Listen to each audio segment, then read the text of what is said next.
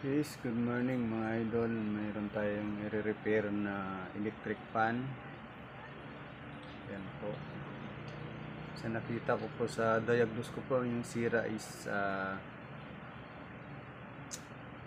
fuse, bumigay yung fuse. And then yung bushing shafting, may tama na yung shafting.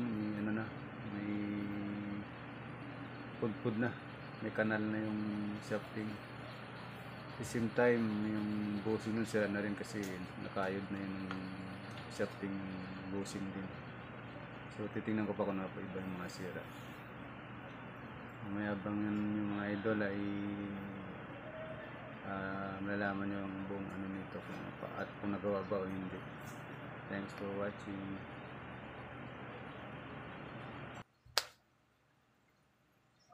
Mga idol, nagpalit tayo ng fuse. Ano yung fuse? Ayan, fuse.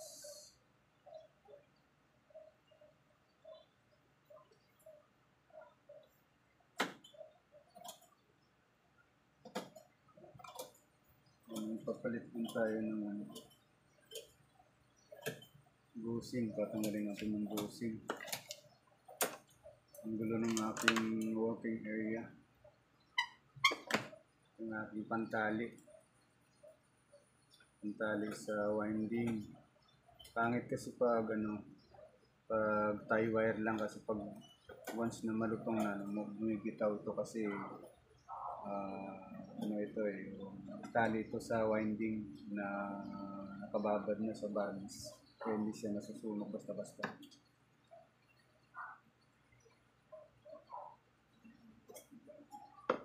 Tanggalin na natin yung bushing.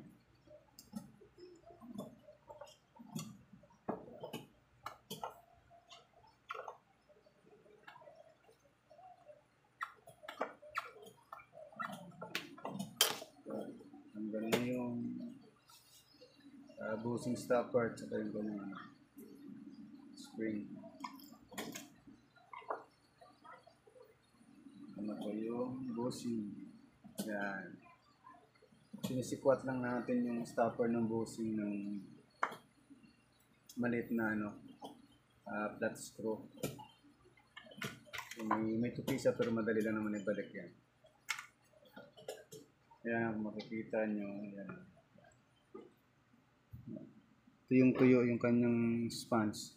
So dadagdagan pa natin yan para matagal masira pag nagpalit tayo ng bagong bushing.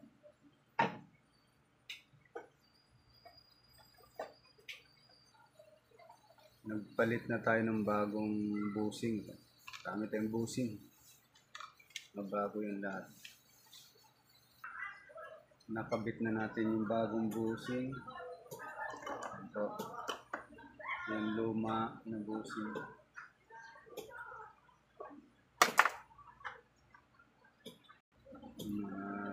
Nakabit na naman natin yung isang bushing sa kabilang bushing. Pag nagpalit kasi tayo ng bushing, kahit yung sa kabila okay pa, palitan na rin natin ng pareho bago para mas lalong tumagal. Kasi nagpalit ka na rin ng bushing, palitan na natin yung lahat. Puro bago pati shafting.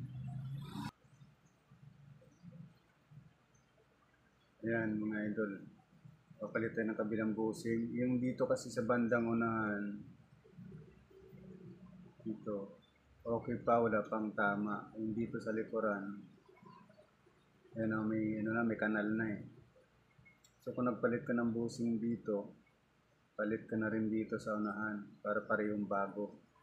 So kumbaga nagbayad ka na rin lang naman, di ubusin mo na, diba? Ayan po, tatanggalin na natin yung mga pan sa may shafting.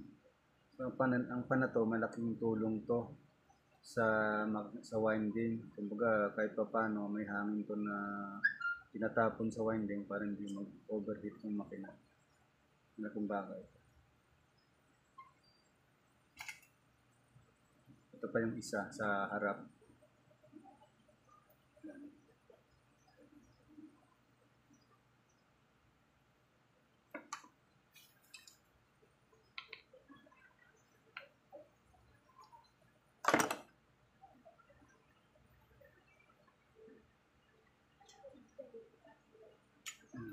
Tanggal na siya. Ito, yung sa unahan kanina pinakita ko, mayroon na rin pala kunti, may nakakapan. Kung sa likod yung pinakamalaki, kanal na. Yan. Yan. Ito may kanal na. Yan. Nipis lang naman ng clearance niyan dito, ng rotor. Sa stator na bakal. So pag may kanal na yan, sasayad na yan pag umandar. Iikot siya pero hindi siya tatagal.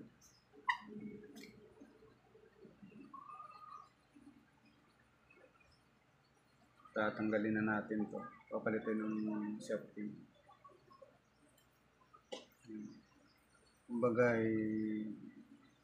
gumagawa na tayo.